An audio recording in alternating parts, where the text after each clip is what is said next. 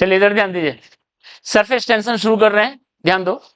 Surface tension मतलब क्या हुआ, कोई भी लिक्विड का सरफेस जो है टेंस्ड है, मतलब एक रबर की तरह काम कर रहा है। लिक्विड का जो सरफेस है वो एक रबर की तरह है, स्ट्रेच रबर की तरह, ठीक है। ये लिक्विड का सरफेस का प्रॉपर्टी है, इस प्रॉपर्टी को कहते हैं सरफेस टेंशन। मतलब आप बोल सकते हो surface of liquid acts as stretch rubber surface. और इसको आप विजुअलाइज कर सकते हो कैसे, ठंडा का टाइम है, सूप पीता है सब, शादी ब्याह में फंक्शन में जाता है, हर जगह सूप मिलता है, थोड़ा ठंडा में हो जाए, 9:30 पहुंचो पार्टी में, ठीक है, तो हो जाएगा जो सूप हो जाएगा ठंडा, और ठंडा होते ही उस पर एक लेयर जम जाएगा। आता भी है क्वेश्चन कि ठंडा सूप अच्छा क्यों नहीं लगता है पीने में, सरफेस टेंशन की वजह से। उस पर क्या हो गया, ठंडा हो गया, तो जो भी जब लिक्विड का सरफेस टेंशन एक प्रॉपर्टी है उसका, टेम्परेचर बढ़ाने से सरफेस टेंशन घटता है। तो हीट है, जब सूप गर्म है तो सरफेस टेंशन बहुत कम है, तो वो जो सरफेस है वो रबर की तरह नहीं काम कर रहा है या बहुत वीक है उसका सरफेस टेंशन। ठंडा हुआ सरफेस टेंशन बढ़ गया, मतलब उस पर एक लेयर जम गया। चाय में भी होता है, चाय चाय ठंडी हुई कि एक लेयर जम गया। हाँ, आज कर लेना प्रैक्टिकल, ठीक है, अभी चाय आएगा ही देख लेंगे, लेकिन हम उतना देर ठंडा नहीं छोड़ेंगे, पी लेंगे, ठीक है। ओके, घर पे तुम लोग सूप का कर सकते हो, ठीक है। ओके, ध्यान दो इधर, चलिए इधर ध्यान दीजिए।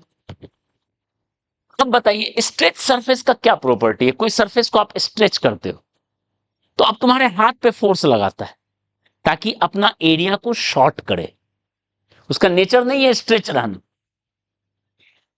यानी एरिया को मिनिमाइज करने का प्रॉपर्टी है उसमें। यानी ड्यू टू दिस आप लिख सकते हो, due to this surface has tendency to minimise area, its surface area,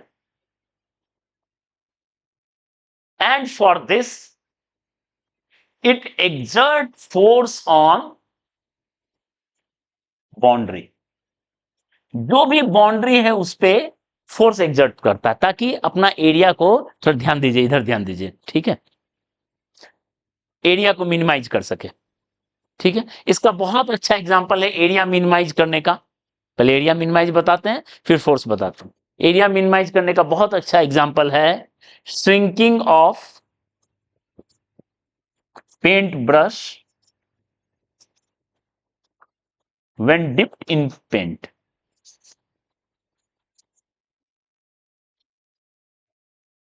paint brush है, उसको पेंट में डिप कर दीजिए, ठीक है, तो उसका ब्रिसल्स जो है सिकुड़ जाएगा। क्यों, जैसे लिक्विड आया उस पे, तो लिक्विड का जो सरफेस है वो अपना एरिया को मिनिमाइज करेगा, वो सब तरफ से खींच रहा है, अपना शॉर्ट हो गया, ठीक है, क्लियर है, श्रिंकिंग ऑफ ब्रश। उसके बाद देखिए और एक एग्जांपल, बहुत अच्छा एग्जांपल, ये स्कूल एग्जाम में आ सकता है, ये भी लिख सकते हो, स्कूल एग्जाम में आता है, rain drops are spherical in shape. Rain drop है, ठीक है, कोई भी ड्रॉप है, स्फेरिकल शेप का ही क्यों होता है, उसका क्या है, वो तो लिक्विड से बना है। हाँ, मोटा मोटी जहां से निकलता है वहां पे एक रहता है, फिर वहां से छूट के वो स्फेरिकल ही हो जाएगा, ठीक है। तो उसका वजह ये मैथ्स है।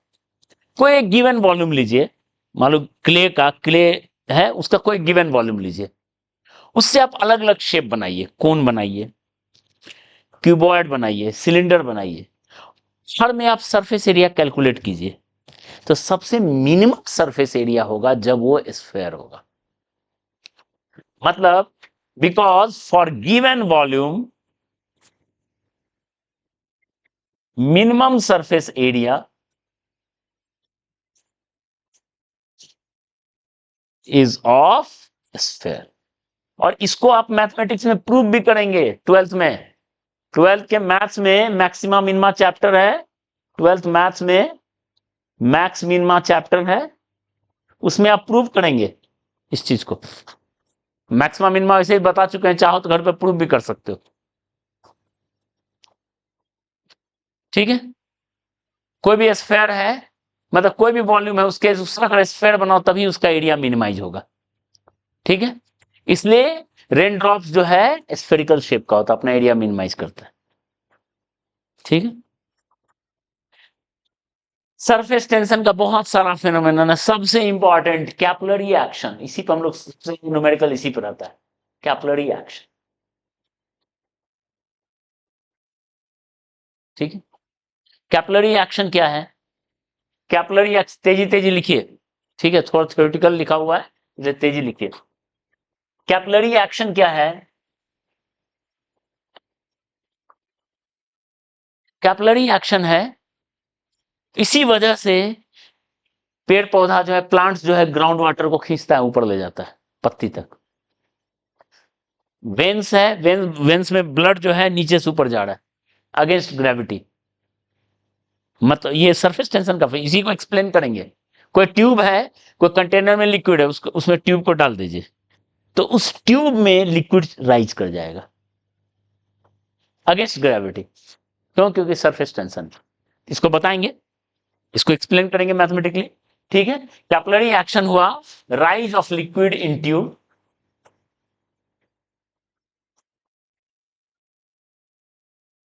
Against gravity,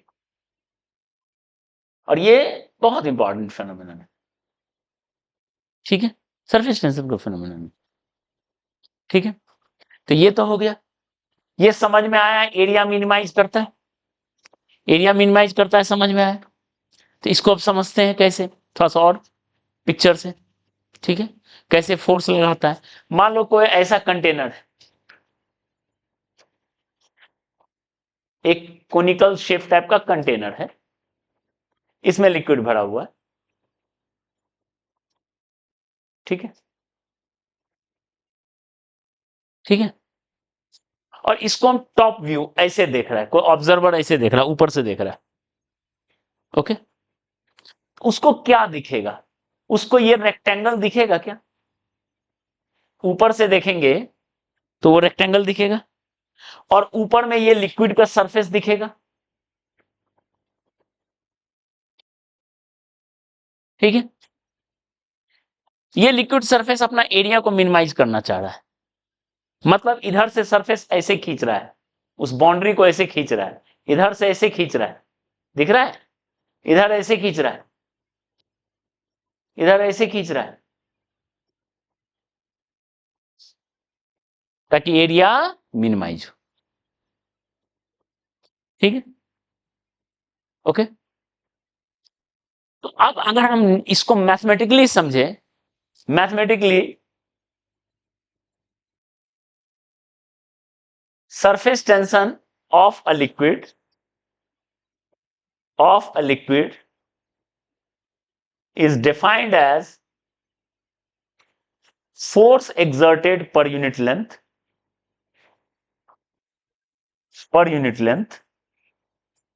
perpendicular to surface, perpendicular to that length। जिस लेंथ पे देख रहे हैं वहां पे फोर्स पर यूनिट लेंथ कितना लगा रहा है, उसी को लिखते हैं सरफेस टेंशन।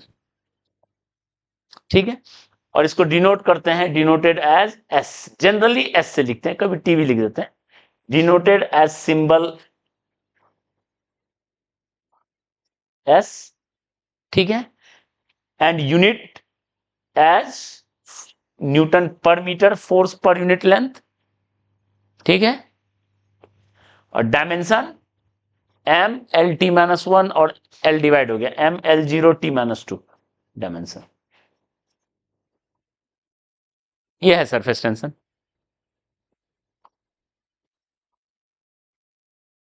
ठीक है, एस हो गया फोर्स पर यूनिट लेंथ। ठीक है, समझ में आया, एस का मतलब फोर्स पर यूनिट लेंथ। तो बताइए, अगर इस रेक्टेंगल का ये लेंथ मान लेते हैं एल है, ये लेंथ बी है। ठीक है, ध्यान दो, तो अब देखो ये आर्म है, ये फेस है 1 2 3 4। ओके, तो बताओ फोर्स ऑन 1 2 कितना होगा?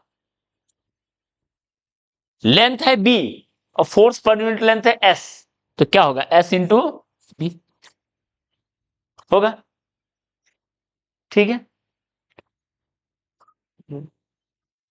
थोड़ा देर बाद 6 था। F23 खाना भी नहीं खाना। हाँ, लेंथ L है, S into L, length L है तो S इंटू एल। F34 बताइए, S इंटू बी, और F41 SL।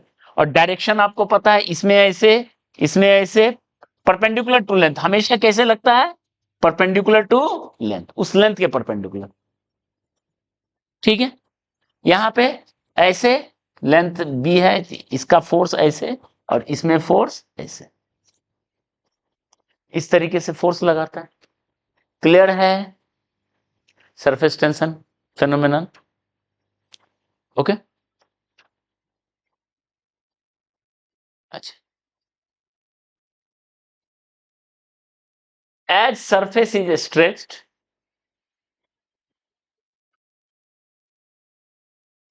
ठीक है, it also carry a potential energy called surface potential energy.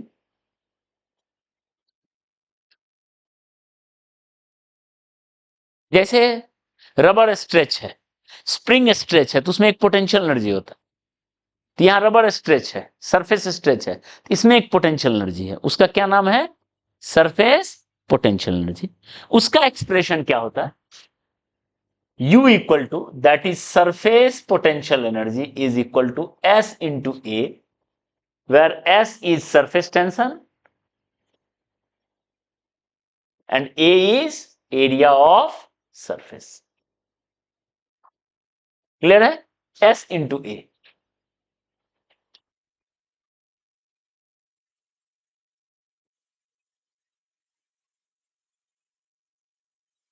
Okay, S into A surface tension, potential energy. Unit check कर लेते हैं।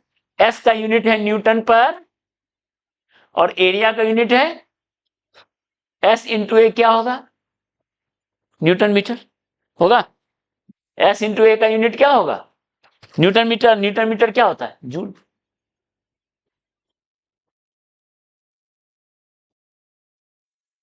Done.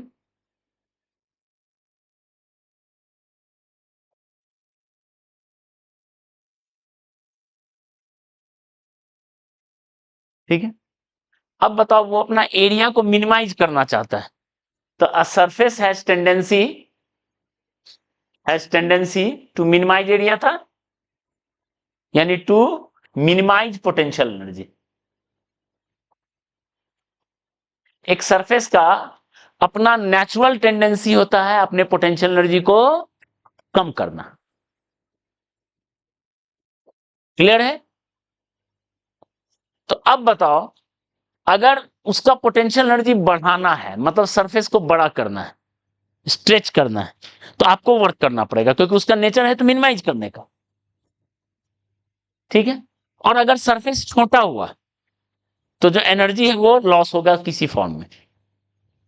जैसे एक ब्लॉक है, ब्लॉक का टेंडेंसी है नीचे जाने का, नीचे गया तो loss in potential energy kinetic energy में हुआ। लेकिन अगर ऊपर ले गए तो आपको वर्क करना पड़ेगा नेचर के अगेंस्ट। ठीक है, तो अब यहां से क्या लिख सकते हैं? If surface area is increased, ठीक है, it must absorb energy from external, it must absorb external energy,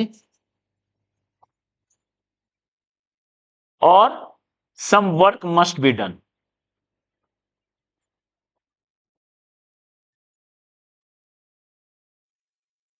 अगर एरिया बढ़ा रहा है, यानी वर्क एक्सटर्नल जो होगा, वर्क एक्सटर्नल इक्वल टू होगा S delta two final minus initial. S into A final minus A initial. This is equal to maybe energy absorbed.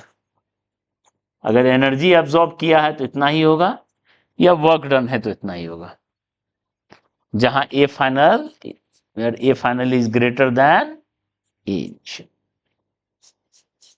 तो किसी चीज का एरिया बढ़ता है तो ये कहानी है, उसको एनर्जी को एब्जॉर्ब करना पड़ेगा। क्लियर है? ओके। और दूसरा फॉर्म, अगर एरिया घट रहा है, एरिया घट रहा है, ठीक है, तो जो पोटेंशियल एनर्जी घटा वो किस में जाएगा? हीट डिसिपेटेड में। Okay. If area of surface is decreases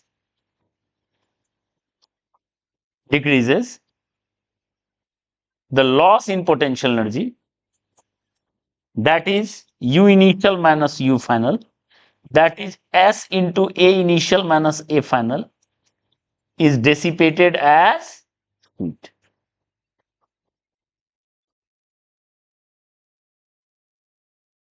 ये कहानी है, ठीक है।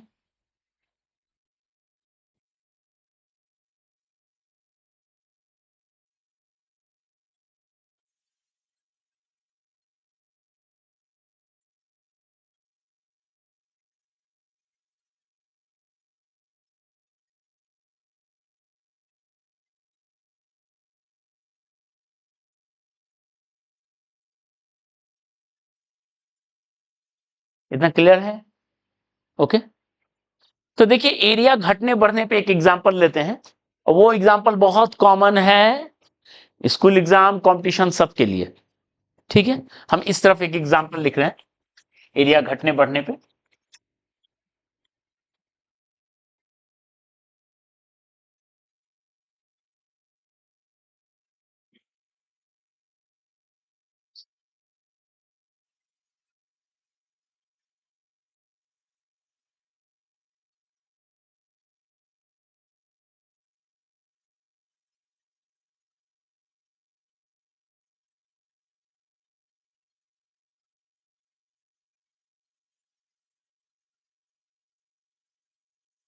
इधर देख लीजिए,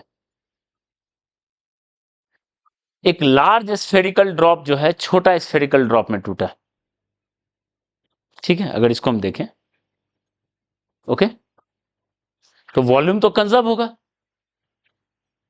ठीक है, वॉल्यूम कंजर्व होगा, मतलब जो वॉल्यूम 4/3 पाई आर क्यू है वो एंड ड्रॉप में टूटा है, ये ब्रेक हुआ है, ये ब्रेक हुआ है, लार्ज ड्रॉप जो है छोटे ड्रॉप में ब्रेक हुआ है। ओके, तो कितना होगा? N into 4/3 pi R cube होगा। हाँ, सब इक्वल रेडियस का है, दिया हुआ है, सब इक्वल रेडियस का है, ठीक है। हाँ, अनइक्वल भी हो सकता है तो उसी हिसाब से देगा। अभी हम इक्वल वाला केस ले रहे हैं, बाकी कॉन्सेप्ट आपको पता है, जो देगा वो कर सकते हो। बताइए, यहां से सब कट जाएगा तो आर जो होगा n पावर 1/3 इंटू आर, या आर जो होगा, ये पिछले क्लास में भी निकाल चुके हैं ऐसा, विस्कोसिटी में रेडियस इतना होगा, छोटा रेडियस इक्वल टू बड़ा रेडियस बाय n पावर 1/3, या उल्टा ये भी कर सकते हो, जो लिखना है, ठीक है। वॉल्यूम कंजर्व है, volume is conserve, volume is conserved. What about area, surface area, क्योंकि सरफेस टेंशन में एरिया मायने रखता है। व्हाट अबाउट एरिया, बढ़ा या घटा? एरिया देख लेते हैं। तो area initial 4 pi R square लिखेंगे, ध्यान दो, area initial, area final, surface area ये होता है, N into 4 pi R square लिखेंगे। इस आर का वैल्यू, इस आर का वैल्यू यहां से पुट कर देते हैं, एन आर स्क्वायर है ना, आर स्क्वायर है तो एन पावर 1/3 का स्क्वायर, तो N into 4 pi R square N power 2/3 हो गया, और n पावर 2/3 ऊपर जाके सब्सट्रैक्ट होगा, तो ए फाइनल जो होगा n power 1/3 4 pi R square. ठीक है, यहां है 4πr² मात्र, और यहां है n पावर 1/3 4πr²। ऑब्वियस है ए फाइनल क्या होगा, ठीक है। यानी अगर ये टूटा है ऐसे, एरिया बढ़ा है, तो कौन वाला केस हो गया, ये वाला केस। ये क्या करेगा, एनर्जी को एब्जॉर्ब करेगा। इसका मतलब एनर्जी एब्जॉर्ब कितना होगा इस प्रोसेस में, इसका मतलब एनर्जी एब्जॉर्ब इन प्रोसेस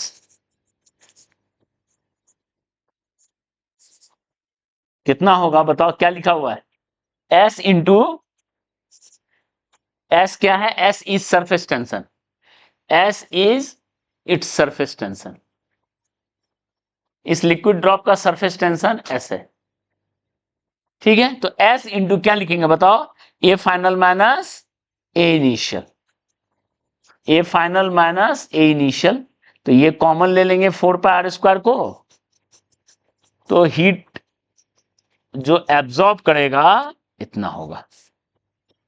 रटने का जरूरत नहीं है, बस समझो अच्छे से, ठीक है। हीट जो एब्जॉर्ब करेगा इतना हीट वो एब्जॉर्ब करेगा, एनर्जी एब्जॉर्ब करेगा, ठीक है। लेकिन रिवर्स प्रोसेस लेते हैं, ये वाला मतलब अगर बड़ा स्मॉल ड्रॉप क्या होगा, कंबाइन होके छोटा ड्रॉप बना, ठीक है। उल्टा उल्टा चले तो क्या होगा, एरिया बढ़ेगा, नहीं एरिया घटेगा। ये हुआ ब्रेक में। अब हम कंबाइन वाला लिख रहे हैं, कंबाइन वाले में क्या होगा, ऑब्वियस है surface area decreases,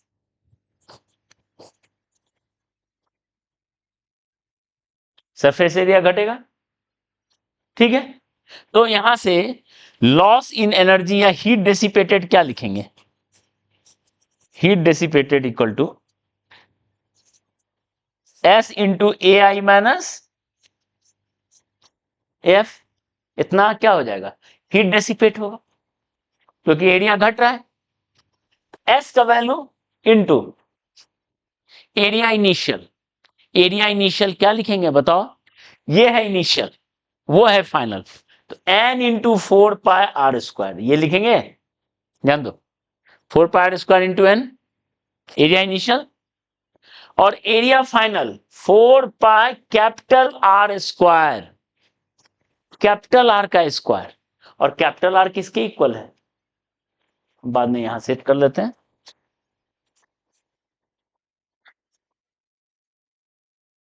capital R किसके इक्वल है, n पावर 2/3 इंटू R²।